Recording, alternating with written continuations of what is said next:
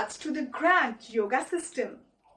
It has been widely proclaimed by all yoga texts that the grand path to self-realization can be broadly classified into 4 preliminary paths. These paths only pertain to the initial stages that take place before the awakening of Kundalini energy in a person.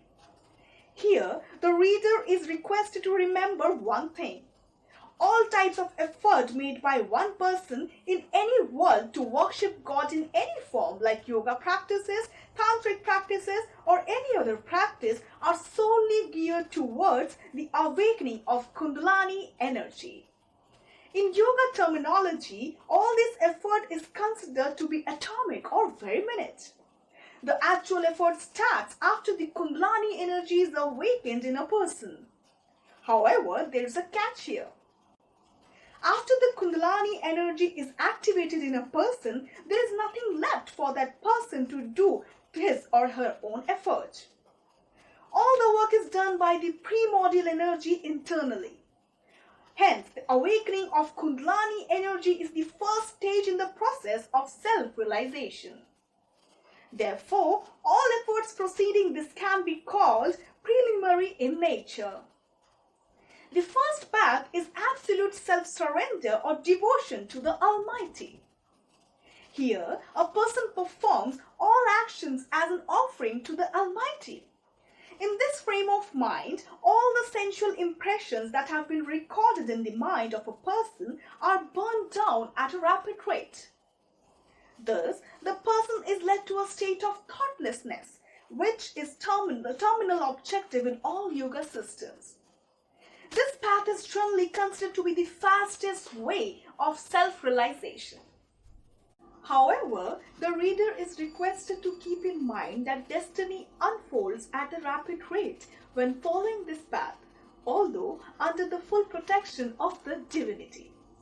Hence, this method is also considered to be very safe because it is said to that devotee of the Lord is never abandoned or allowed to drift away from the path or fall down. This technique of self-realization for the purpose of self-realization is more suitable for people who are emotional or sensitive in nature.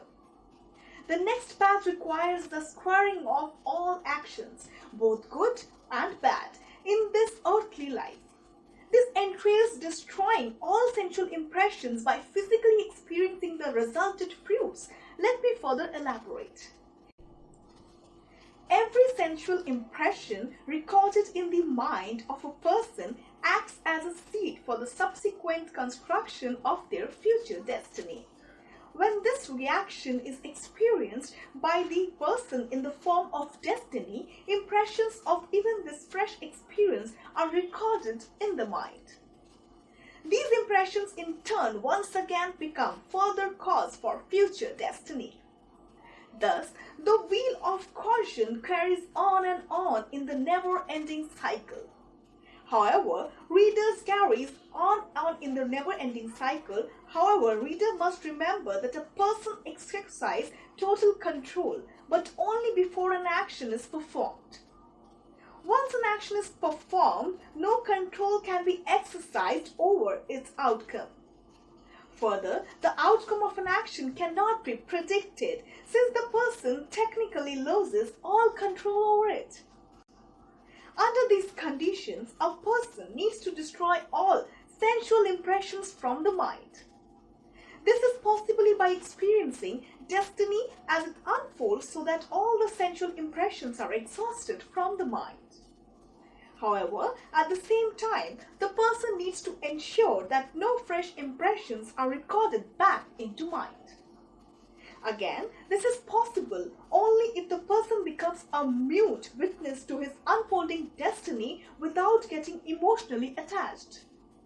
Here, I would like to give a small tip to yoga practitioners. The freshly recorded impressions formed as destiny unfolds are relatively easier to clear.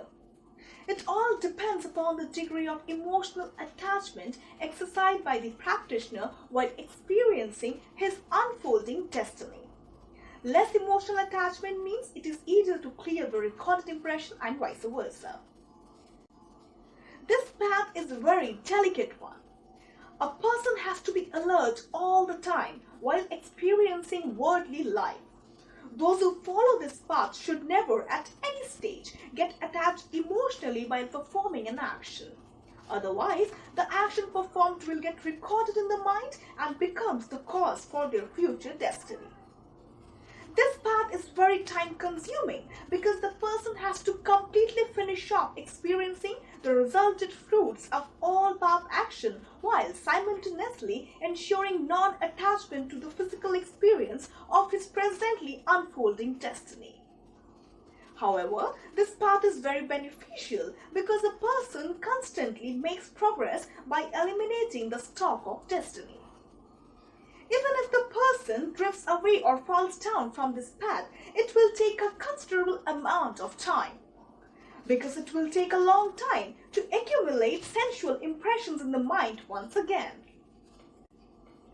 In the meantime, the person may become aware that they are straying off the path and may be able to adopt corrective measures. The third is the path of knowledge. However, there is a catch here. The destiny is not manifested through the earthly knowledge.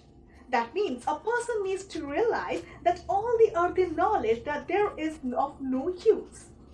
The person needs to reject this ocean of accumulated data. However, a person needs to accumulate this vast data first before the realization gets set in that it is of no value at all. Let me further elaborate on this. There is a massive amount of literature available in various languages of the world that expounds on the supreme divinity. However, from the perspective of yoga, a person who has mastered this entire ocean of knowledge is no different from someone who has not read even a single word of this vast literature. The reason for this is very simple. Both of them had no direct experiences of the divinity. The divinity needs to be manifested from within the self. The divinity doesn't flow into the body from any external source to a person, since it is enshrined within the self very of every human being. However, the holy scriptures along with other earthly knowledge play a crucial role in the emergence of knowledge absolute in a person, but in an indirect manner. Systematic and logical deduction within can lead a person to reject everything in this illusory world. When everything has been rejected, there is nothing left for the mind to think about. As the mind becomes calm without any thoughts, it acts as a mirror for the spirit enshrined within the self. As a result, the substram within the self, which we call the spirit or the divinity, is revealed. When this happens, it is as if one can finally see their own reflection in the mirror, since the dust has been wiped out. In this case, the mind is the mirror that has cleansed off all sensual impressions or thoughts.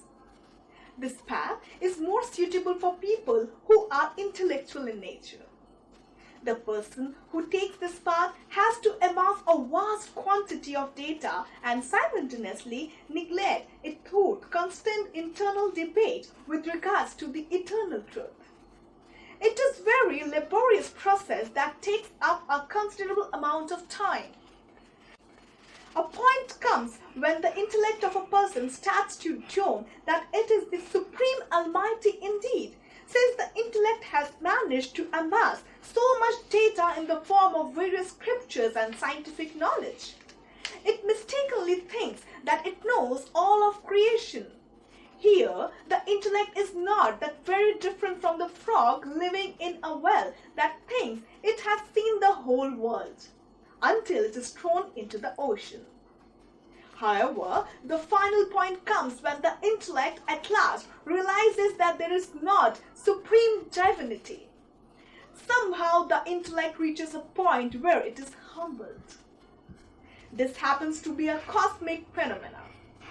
Something will eventually happen to a person who is overflowing with the pride of possessing such vast amounts of data. The person loses his or her pride and becomes humbled in a unique way based on his or her accumulated character. The last path is through the means of internal control of the mind. This path basically pertains to meditation. Here, the mind is somehow tricked into a stage of thoughtlessness. This state is generally achieved by using an image or sound or any other thing as an object from the mind to focus on, and then concentrating on that object. Slowly, the mind learns to stay focused on the object. This is followed by a stage in which the mind becomes empty and totally devoid of any modification in the form of thoughts or emotions. In this stage, the mind eventually no longer needs to focus on the subject to sustain concentration, thus finally leaving the mind in a tranquil state of thoughtlessness. This path is more suitable for people who are of a scientific temperament by nature. They seek verification of the divinity through experimentation. They are the kind of people who have to wait direct experiences of the divinity at each and every step. However, this path is generally considered to be dangerous for those practicing meditation without the guidance of a qualified teacher or a guru. The danger for such people is that the Kundalini energy might get activated in an uncontrollable manner, and the practitioner may not be able to sustain the force. As a result, he or she may be permanently injured both physically and mentally. Hence, the reader is requested to make a very special note of the above paragraph, in case they have been practicing any type of meditation without appropriate supervision. Although the following is not exactly related to any yoga practice or activation of the Kundalini energy, I would like to provide an account of a nerve-chilling experience that I had with the cosmic force, in order to further emphasize the importance of what I have mentioned in the above paragraph. However, this experience does not pertain in any way to the primordial form of cosmic energy. Rather, it pertains to the life force inside the human body that happens to be slightly grosser version of the primordial form of cosmic energy. I have given a detailed explanation of the manifestation of energy into various forms in a subsequent chapter. About 4 years before my initiation into the Siddha Maha-Yoga system, I had a mind-boggling experience. I had been told by someone that there was a lady in the city of Hyderabad who initiated people into Reiki, an oriental system of pranic healing. I fixed up an appointment with her for the initiation procedure, and when the time came, I went to her house. There, I was called into a room and I was told to sit on a chair and close my eyes. The Reiki master, a lady, was sitting a few yards away from me in a meditative posture. Another lady, who was the attendant, was directed to place her hand on the crown of my head. An attempt was made to transfer the cosmic energy to my body through the point. I had been told prior to this experience that a person is clearly able to feel the flow of energy into the body during the Reiki initiation. So naturally, I was waiting to have such an experience. After the session, I was asked about my experience. I explained to the Reiki master that nothing had happened. On hearing this from me, she told me not to form any opinion about the Reiki system just yet, and told me to come back after 4 days for another try. About 2 days after this incident, I was lying on my bed one night and reading a book. All of a sudden, I started to feel a swirling movement on the crown of my head. My attention got diverted away from the book, and I started to mentally observe this phenomena as it unfolded. The swirling movement of energy intensified further and started to center around my head through the crown of my head. Thereafter, the energy quickly flowed down to all parts of my body. I could even feel the energy flowing out my fingertips out of my feet into the air. I could very clearly feel the sensation of energy flowing out of my body parts. A few minutes later, the flow of energy started to further intensify and I started to experience experience a very uncomfortable sensation in my head. After some time, the feeling in my head became unbearable. I managed to get up from my bed somehow, and thereafter the flow of energy slowed down a bit. However, the sensation of energy flowing inside my body did not go away, and as a result, I could not sleep for the rest of the night. The uncomfortable sensation in my head persisted for the entire night. On the next day, the feeling had still not gone away, and in the evening, I decided to go out for a walk.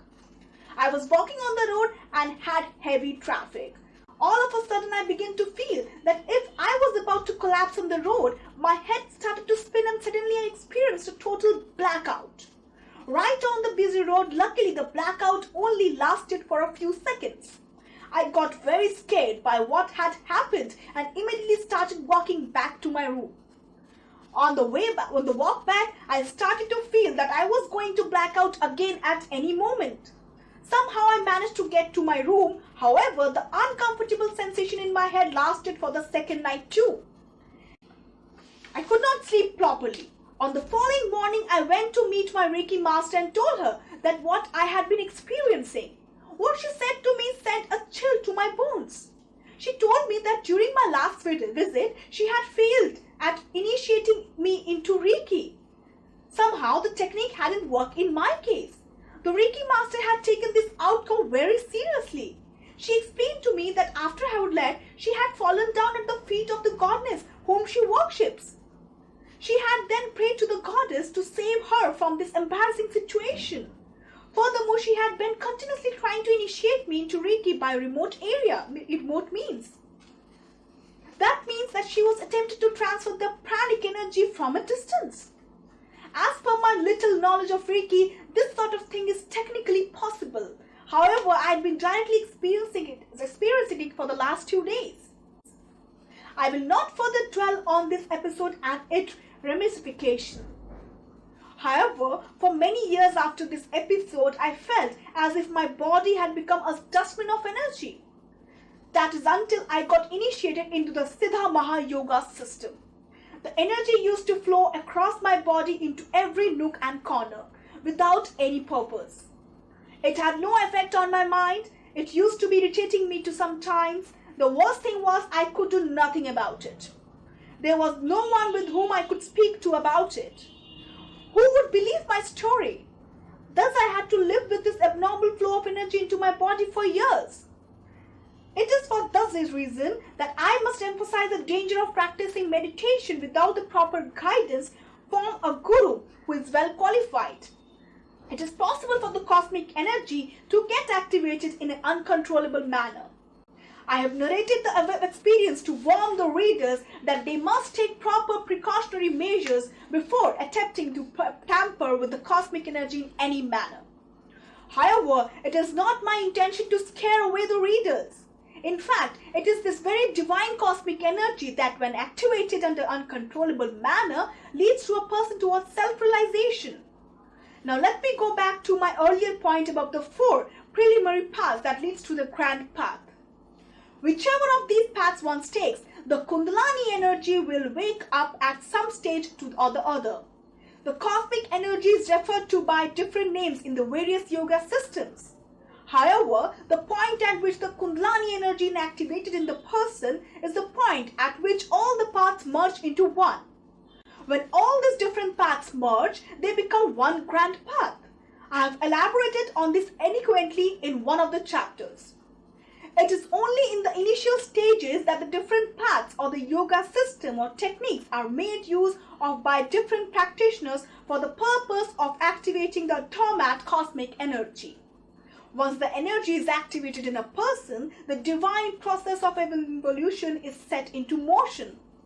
The person is put on a course that sees them making a return journey to the source, that is supreme divinity or God or the Almighty. What happens to a person in these uncharted waters of returning to the source is what this entire book is all about.